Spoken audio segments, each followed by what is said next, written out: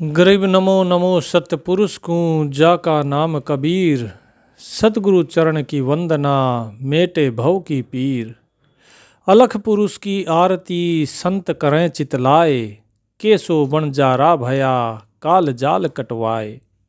अनंत कोटि ब्रह्मांड का एक जो सूत्रधार। दास गरीब ता कबीर की महिमा अपरंपार। साधु भाई सत साहेब। भगत जियों, आज जिस शब्द को हम लेंगे वो संध्या आरती के बाद सबसे अंत में बोला जाता है। और ये जो शब्द है ये इस संसार के जीवों की बुद्धि का ताला खोलने वाला है। जब जब इस पृथ्वी पर अहंकार बढ़ता है, अंधकार बढ़ता है, या भगवान के भक्तों पर कोई संकट आता है, तो वो आदि पुरुष परमात्मा किसी न किसी रूप में इस धरा पर आता है। लेकिन वो कभी गर्भ से जन्म नहीं लेता, वो अपनी मर्जी से आता है, अपनी लीलाएं रचता है और जीवों को सत्य का मार्ग दिखाकर पुनः अपने अमरलोक चला जाता है।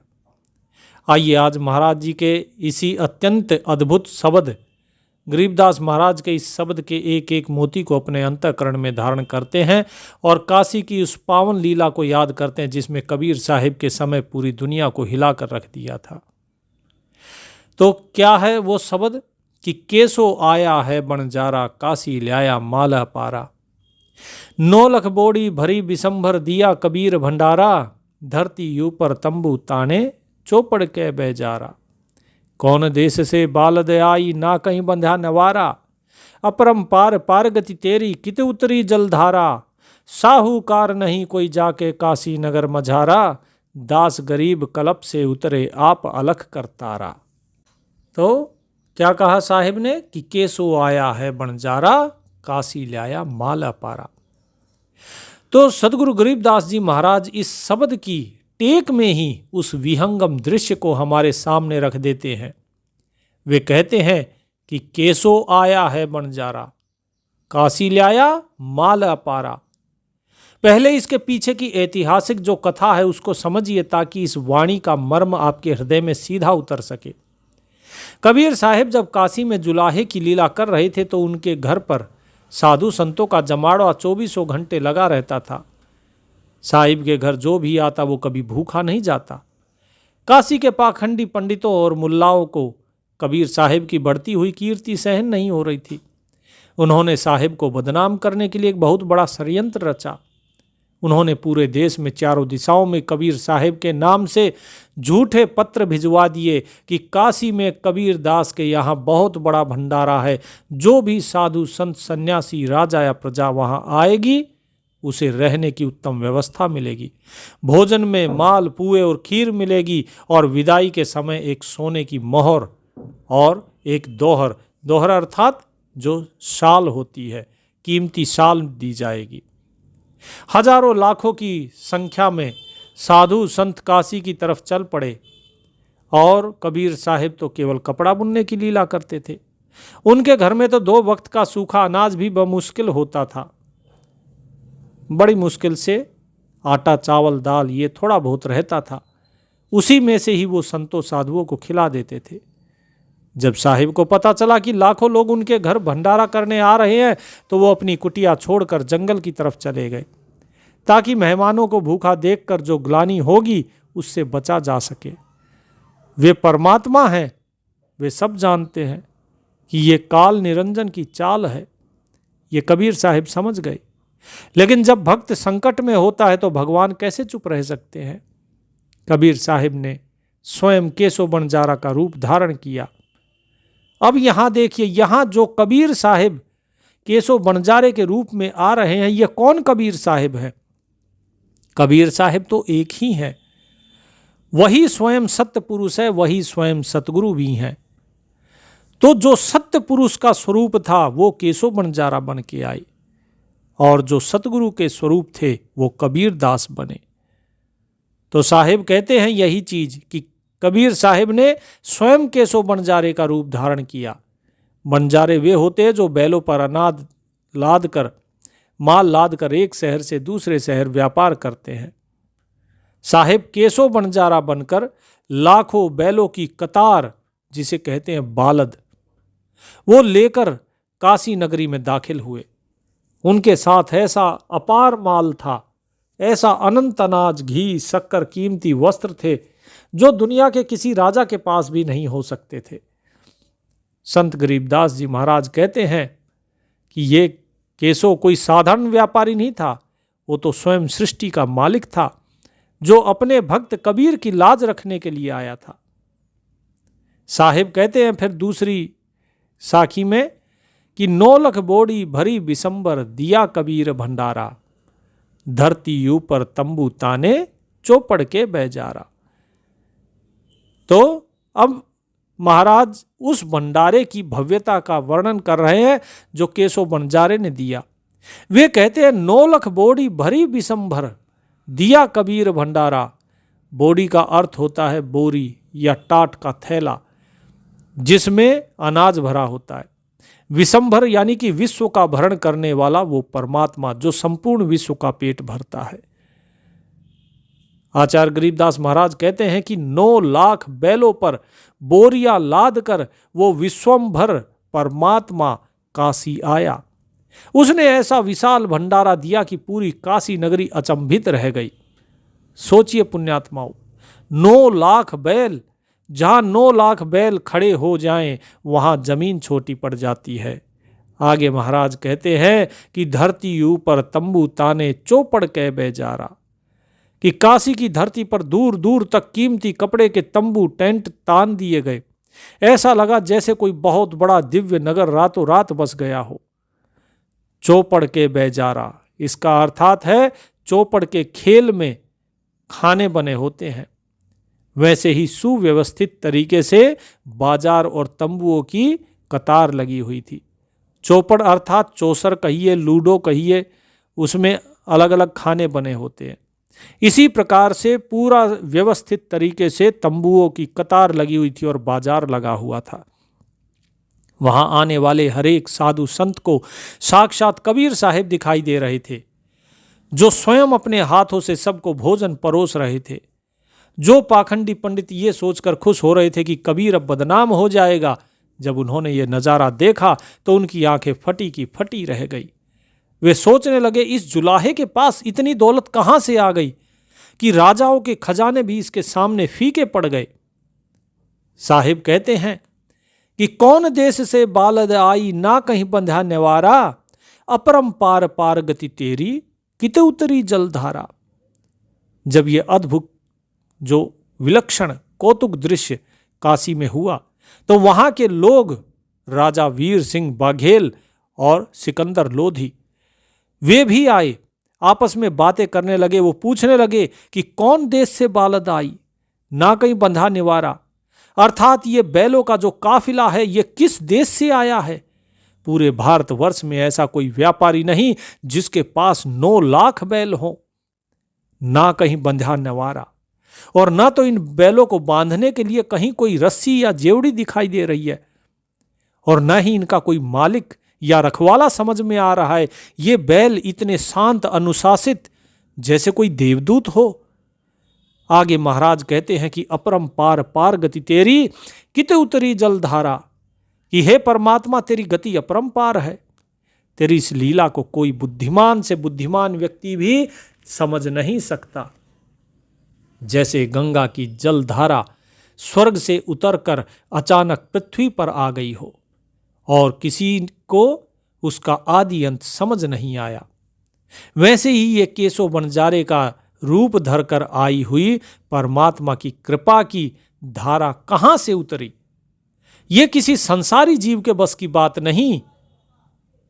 मनुष्य की बुद्धि बहुत छोटी है। हम परमात्मा को अपनी बुद्धि के तराजू पर तोलना चाहते हैं।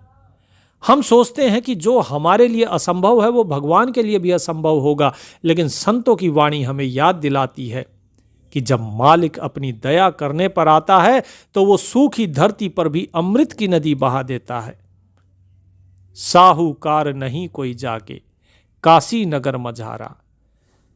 इस पंक्ति में गरीबदास महाराज संसार के तथाकथित अमीरों और साहूकारों पर एक मीठा कटाक्ष करते हैं। वे कहते हैं साहूकार नहीं कोई जाके, काशी नगर मझारा, कि काशी नगर में बड़े बड़े सेठ रहते थे, बड़े बड़े राजा और जमींदार रहते थे जो खुद को बहुत बड़ा साहूकार, अमीर समझते थे। लेकिन कबीर साहिब की मदद इनमें से कोई नहीं करता था। साहूकार नहीं कोई जाके, यानी कबीर साहिब के जो संपर्क में या समर्थन में कोई साहूकार नहीं था। लेकिन जब केशव बंजारे का भंडारा हुआ तो उन सब की अमीरी का घमंड चकनाचूर हो गया। कबीर साहिब के उस भंडारे के सामने काशी का कोई साहूकार नहीं टिक पाया। वास्तव में सच्चा साहूकार कौन है? वो जो तिजोरी में सोना चांदी बंद करके बैठा है? नहीं, वो तो अंदर से भिखारी है, क्योंकि उसके भीतर और पाने की तृष्णा है।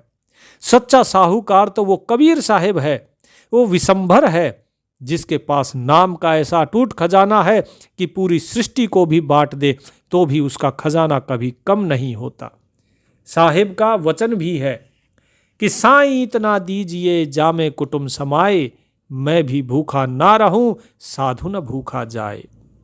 और इस लीला में तो साहिब ने दिखा दिया कि उनके दरबार में कभी किसी चीज की कमी हो ही नहीं सकती। जो पूरी सृष्टि के जीवों का पेट भरता है, उसके लिए कुछ लाखों साधुओं को भोजन कराना कौन सी बड़ी बात थी। साहिब कहते हैं आगे कि दास गरीब कल्प से उतरे, आप अलख कर तारा।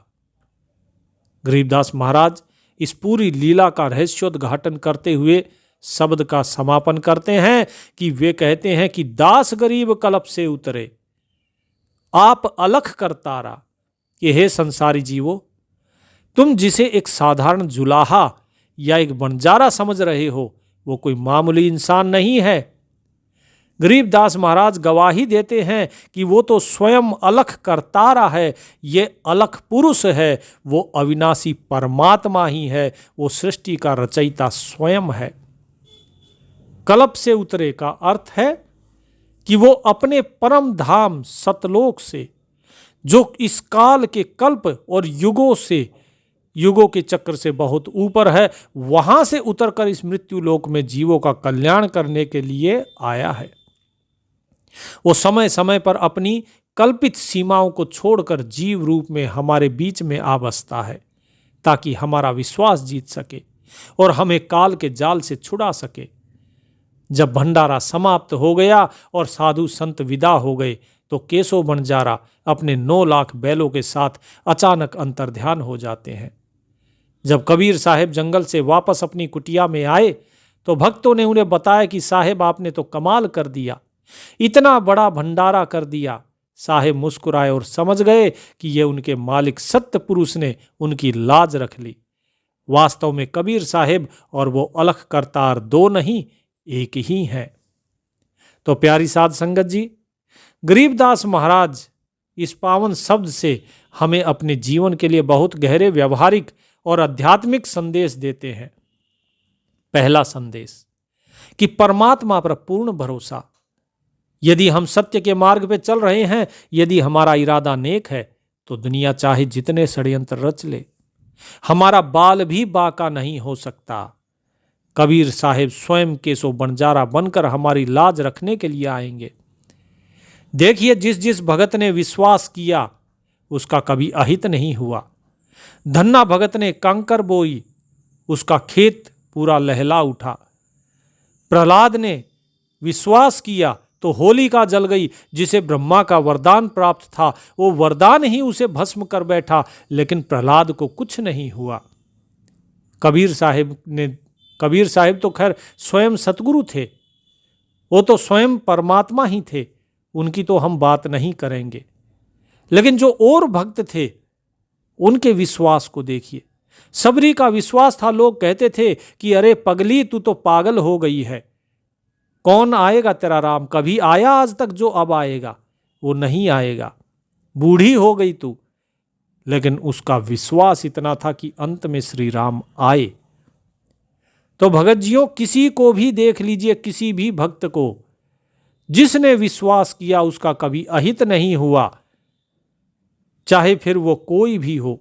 चाहे मीराबाई को विष का प्याला पीना हो, उसने पी लिया, क्या अहित हुआ? कुछ नहीं हुआ, बल्कि वो शरीर जो उनका था वो समा गया मूर्ति में ही। साहिब कहते हैं बाणी में, मीरा हाथ सुतार था, सुतार अर्थात इकतारा, मीरा हाथ सुतार था, पद गावे ल्यो लाए, ल्यो अर्थात पद गा रही थी, परमात्मा का भजन कर रही थी और लो लगी हुई थी उसमें, परमात्मा में। पद गावे ल्यो लाए, पत्थर की थी प्रतिमा, तामे गई समाए, कि जो पत्थर की प्रतिमा थी, जो मंदिर में जो मूर्त थी, उसी में ही समा गई वो। जब लोगों को वहां पर देखने को मिला तो केवल साड़ी लिपटी हुई थी मूर्ति से और इकतारा नीचे रखा हुआ था। यही चीज साहिब बताते हैं कि परमात्मा पे पूर्ण भरोसा होना चाहिए। ये विश्वास ही सब कुछ है। द्रौपदी ने देखो विश्वास किया, श्री कृष्ण को पुकारा तो श्री कृष्ण द्वारका से दौड़े चले आए, भागते भागते न जल पिया ना और कुछ, दौड़े चले आए लाज बचाने के लिए। और दुशासन जैसे जिनके अंदर इतने हाथियों का बल था, वो चीर हरण नहीं कर पाया। तो ये सब कुछ पूर्ण भरोसा होना चाहिए। लेकिन पूर्ण भरोसा ही उसको होता है जो वास्तव में सच्चा भक्त होता है। जब तक आपके अंदर भरोसा नहीं, तब तक ये मत समझ लेना कि आप भगत हैं। हम कहते जरूर हैं भगत जी, लेकिन भगत तो वही है जो परमात्मा के प्रति समर्पित हो गया। फिर साहिब कहते हैं कि दूसरा है कि अहंकार का त्याग। काशी के पंडितों ने कबीर साहिब को नीचा दिखाने के लिए जाल बुना, लेकिन उनका अपना अहंकार नष्ट हो गया। हमें कभी किसी को नीचा दिखाने का प्रयास नहीं करना चाहिए। कबीर साहिब कहते भी हैं बाणी में, कबीर साहिब कहते हैं, बुरा जो देखन मैं चला, बुरा न मिलिया कोय, जो मन खोजा आपना, मुझसे बुरा न कोय। कि मैं बुरा देखने चला था कि संसार में कोई बुरा व्यक्ति मिल जाए, कोई बुरा जीव मिल जाए, लेकिन जिसको भी देखा सभी के अंदर वही परमात्मा है। और जब सभी के अंदर वो परमात्मा ही है तो मैं बुरा किसको कहूं, क्योंकि उसके सिवा तो कोई है ही नहीं। तो सबसे बुरा कौन हुआ? सबसे बुरा मैं हुआ जिसके अंदर ये विकार आया कि मैं दूसरे में बुराई ढूंढूं। तो जो दूसरे में बुराई ढूंढता है वही सबसे ओछा है, सबसे नीचा है। इसीलिए भगत जियों, अहंकार का त्याग करो, कभी किसी को नीचा ना दिखाओ और कभी भी किसी में बुराई मत देखो। फिर तीसरा संदेश साहिब देते हैं संतों की महिमा का, कि पूर्ण संतों के अवतार में, पूर्ण संतों के दरबार में कभी किसी वस्तु की कमी नहीं होती। उनके पास आत्मिक शांति और संतोष का वो धन होता है जिसके आगे संसार के सारे साहूकार फीके पड़ जाते हैं। ये मानव जीवन हमें उसी परमात्मा, उसी अलख करतार को पहचानने के लिए मिला है। इस नश्वर संसार में माया में उलझने के बजाय उस अविनाशी कबीर साहिब के नाम का सुमरन करें, ताकि हमारा भी इस भव सागर से बेड़ा पार हो सके। भगत जियों, एक चीज याद रखना हमेशा, जब आप नाम सुमरन करते हैं, इस नाम सुमरन में बहुत से लोग, बहुत से क्या, लगभग 99.9% वो क्या करते हैं भगत, कि सांस लेते हैं, सांस सांस में नाम सुमरन करते हैं। इन श्वासों में अपने मन को भी लगाते हैं, लेकिन सुरत को लगाना भूल जाते हैं। भगत जियो, सुरत कैसे लगती है?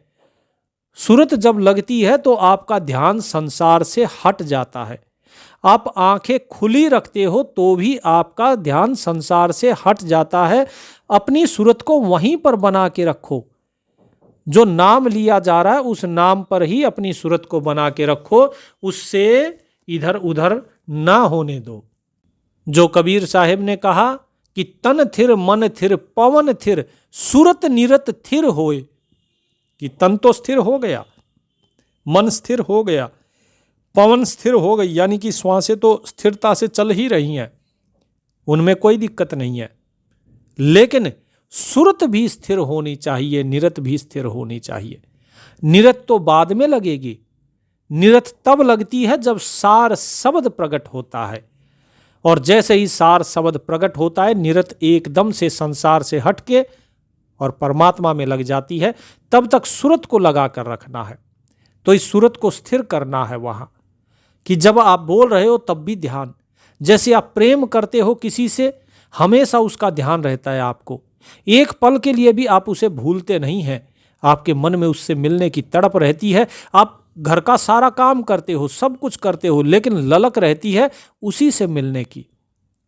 तो इसी प्रकार से परमात्मा से मिलन की ललक रहनी चाहिए। जो नाम है उसी नाम का सुमरन चलते रहना चाहिए। आप लोगों को जो सार नाम दिया है गुरु जी ने, उस सार नाम के अंदर अपनी सूरत को लगाकर रखिए। उसका जो भाव है उस भाव में सूरत को लगाकर रखिए। नाम का सुमरन तो कर रहा है मन तो सुमिरन करता रहेगा, श्वास श्वास में, श्वास उश्वास में वो सुमिरन चलेगा सार नाम का। लेकिन असली सार नाम का सुमिरन सुरत करती है, सुरत वहां पर टिकी रहती है, क्योंकि वो सुरत के टिके रहने से ही सार शब्द प्रकट होगा। अगर सुरत नहीं टिकी तो खाली मन के चलने से सार शब्द प्रकट नहीं होगा। सुरत का वहां स्थिर होना जरूरी है। इसीलिए साहिब ने यह भेद कहा था कि सुरत निरत थिर होए, कहे कबीर ता पलक को कल्प सके नहीं कोई, कि उस पल की कोई कल्पना भी नहीं कर सकता, वो कल्पना से परे है। तो साहिब कहते हैं कि हमें उसी का ही सुमरन करना है, ताकि हमारा भी इस भवसागर से बेड़ा पार हो सके। उम्मीद करता हूं आज का सत्संग आप सभी को पसंद आया होगा। गुरुदेव की कृपा आप सब पर बरसती रहे। सत साहिब।